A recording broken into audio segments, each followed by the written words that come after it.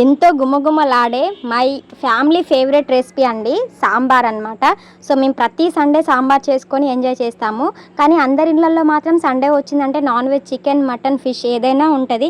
కానీ మా ఇంట్లో మాత్రం సండే మేము సాంబార్తోనే ఎంజాయ్ చేస్తాము. మీ ఇంట్లో ఏ రోజు సాంబార్ చేస్తారో కామెంట్ చేయండి.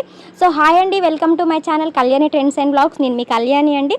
సో ప్రాసెస్లోకి అయితే వచ్చేద్దాము. ముందుగా వెజిటేబుల్స్ అన్ని కట్ చేసుకున్నాను. ములక్కాయలు, సోరకాయ, బెండకాయ, దొండకాయ, టమాటాలు, అలాగే వంకాయలు ఉంటే కూడా వేసుకోవచ్చు. చింతపండు నానబెట్టేసుకున్నాను. పచ్చిమిర్చి, కొత్తిమీర, ఉల్లిగడ్డలు కట్ చేసి పెట్టుకున్నాను. పప్పు ఏంటి ఇలా ఉంది అనుకుంటున్నారా? ఇది చేను పప్పు అండి. సో అందుకే కొంచెం నల్లగా ఉంది. పైగా అందులో అయితే నేను పసుపు వేయలేదనమాట. పప్పు ఉడికిపోయిన తర్వాత చల్లారిన తర్వాత అందులో కొన్ని వాటర్ వేసుకొని మన పప్పుని మొత్తం అయితే స్మాష్ చేస్తున్నాను చేతులతోనే. నాకైతే స్మాషర్ అయితే లేదనమాట. సో ఇలా మొత్తం చేతితో స్మాష్ చేసి పప్పు అంతా మెత్తగా చేసేసుకున్న తర్వాత దీన్ని అయితే వడగట్టేస్తాను. వడగట్టే జల్లడ కూడా లేదండి మా ఇంట్లో, నేను చేయితోనే వడగట్టేస్తాను. సో ఇలా చేయితోనే వడగట్టుకుంటాను పప్పు మొత్తము. ఇలా వడగట్టుకొని ఇలా పిండిన తర్వాత ఆ పిప్పినంతా మళ్ళీ తీసేస్తానమాట లాస్ట్కి.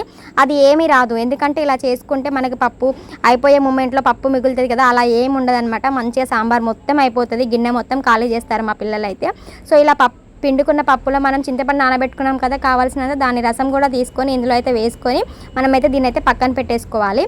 సో ఇది పక్కన పెట్టుకొని ముందుగా స్టవ్ వెలిగించుకొని పెద్ద ముక్కడైతే పెట్టేసిన. సో కూరగాయలు ఉన్నాయి కాబట్టి అది వేడైన తర్వాత అందులో అయితే ఆయిల్ వేసుకోవాలి. ఆయిల్ అయితే కొంచెం ఎక్కువనే పడుతుంది, మనకి కూరగాయలు చాలా ఉన్నాయి కాబట్టి. ఆయిల్ హీట్ అయిన తర్వాత ముందుగా ఎల్లిపాయలు అలాగే జీలకర్రను అయితే ఒక ముద్దలాగా చేసి అయితే వేసుకున్నాను అనమాట. ఇలా వేస్తేనే మనకి సాంబార్ టేస్ట్ అయితే మస్తు ఉంటుంది. నేను ప్రతిసారి ఇలాగే చేస్తానన్నమాట. ఎల్లిపాయ జీలకర్ర పేస్ట్ కొంచెం కలర్ చేంజ్ అయిన తర్వాత మనం ముందుగా కట్ చేసి పెట్టుకున్న ములక్కాయలు అయితే వేసుకోవాలండి. సో ములక్కాయలు త్వరగా వేగవు కాబట్టి ఫస్ట్ అయితే వేస్తున్నాను. వేసి కలిపి ఒక నిమిషం తర్వాత మళ్ళీ సొరకాయలు అయితే వేసుకోవాలి. సో సొరకాయలు కూడా వేసి కలిపిన తర్వాత మనం తీసుకున్న కూరగాయలని ఒకదాని తర్వాత ఒకటి వేసుకొని కలుపుకోవాలి. బెండకాయలు అలాగే దొండకాయలు అయితే వేసాను అనమాట.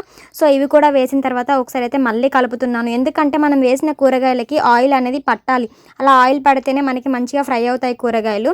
సో నెక్స్ట్ కరివేపాకు అయితే వేసుకున్నాను. అది వేసిన తర్వాత కూడా మళ్ళీ కలుపుతున్నాను అనమాట.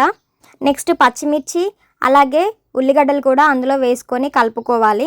సో ఒకదాని తర్వాత ఒకటి నెమ్మదిగా వేసుకుంటూ కలుపుకుంటూ ఫ్రై చేసుకోవాలి. మొత్తం ఫ్రై చేయొద్దు, పప్పుచారు టేస్ట్ అనేది అసలుకే మంచిగా ఉండదు. కొంచెం మనకి 50% అయితే బాయిల్ అవ్వాలన్నమాట ప్రతి వెజిటేబుల్ కూడా. సో ఫైనల్గా టమాటాలు అయితే వేస్తున్నాను. టమాటాలు వేసి వాటిని అయితే కిందికి దొబ్బేసి కూరగాయలన్నింటినీ మీదికైతే తీసుకెస్తున్నాను. ఎందుకంటే కిందున్న వేడికి టమాటాలు జల్దీగా ఉడికిపోతాయి. సో టమాటా వేసిన తర్వాత కొద్దిగా ఉప్పు వేసి మూత పెట్టేసుకొని మళ్ళీ తీసి కలుపుకొని అందులో కావాల్సినంత పసుపు అయితే వేయాలి. మనం ఆల్రెడీ పప్పులో వేయలేదు కాబట్టి కొంచెం ఎక్కువ పసుపు వేసుకుంటేనే బాగుంటుంది. సో పసుపు వేసి కలుపుకున్న తర్వాత ఒక 1/2 స్పూన్ అల్లం వెల్లుల్లి పేస్ట్ అయితే వేసుకోవాలండి. అల్లం వెల్లుల్లి పేస్ట్ వేసి మళ్ళీ ఒకసారి అయితే కలుపుకోవాలి. సో ఇలా కలిపి అవైతే మనకి ఆల్మోస్ట్ 50% ఫ్రై అయిపోయినాయి. ముందుగా మనము చింతపండు పప్పు పిసికి పెట్టినాం కదా, అందులో కారం అయితే వేసుకోవాలి. సరిపడా కారం వేసుకొని ఈ మొత్తం రసాన్ని తీసుకుపోయి మనం వెజిటేబుల్స్ అయితే బాయిల్ చేసాం కదా, సో అందులో అయితే ఈ పప్పును అయితే వేసుకొని ఒకసారి కలుపుకోవాలి. సో ఈ టైంలో మీరు ఉప్పు కారం అయితే టేస్ట్ చేయొచ్చు అనమాట. సో కొంచెం మనకి హీట్ అయిన తర్వాత ఉప్పు కారం అనేది టేస్ట్ చేసుకోండి. ఇంకేమైనా కారం పడితే కారం వేయచ్చు, అలాగే ఉప్పు పడితే ఇంకా ఉప్పు అయితే వేసుకోవచ్చు. సో మనకి ఇలా మసులుతున్న టైంలోనే జీలకర్ర మెంతుల పొడి అయితే వేసుకోవాలి. మంచి టేస్ట్ అయితే వస్తుంది. వీలైతే పచ్చి మెంతుల పొడి వేసుకోండి. మంచి చిక్కదనంతో టేస్ట్ అయితే డిఫరెంట్గా బాగుంటుంది. సాంబార్ ఎలా చేయాలో తెలుసుకున్నారు కదా. సో ఇప్పుడైతే ఒక లైక్ చేసుకోండి. కొత్తగా చూస్తుంటే మాత్రం ఛానల్ని సబ్స్క్రైబ్ చేసుకోండి. సో ఫైనల్గా దించే ముందు అయితే కొత్తిమీర వేసుకొని ఒక 5 minutes ఉంచేసుకుంటే మనకి కావాల్సిన సాంబార్ అయితే రెడీ అయిపోతుందండి. సో ఈ పప్పుచారులోనే ముక్కలు కూడా బాయిల్ అయిపోయాయి. సో అందరూ నాన్ వెజ్ ముక్కలు తింటూ ఎంజాయ్ చేస్తే మేమైతే ఈ సాంబార్ ముక్కలు తింటూ ఎంజాయ్ చేస్తామన్నమాట సండే రోజు. నేనైతే నా స్టైల్లో ఇలాగే చేస్తాను. మీరు ఎలా చేస్తారో తెలిస్తే కామెంట్ అయితే చేయండి. వీడియోని చూసినందుకు థ్యాంక్ యూ సో మచ్ అండి. సబ్స్క్రైబ్ చేసుకోకపోతే సబ్స్క్రైబ్ చేసుకోండి. మరిన్ని వీడియో కోసం ఉంటా మరి. బాయ్.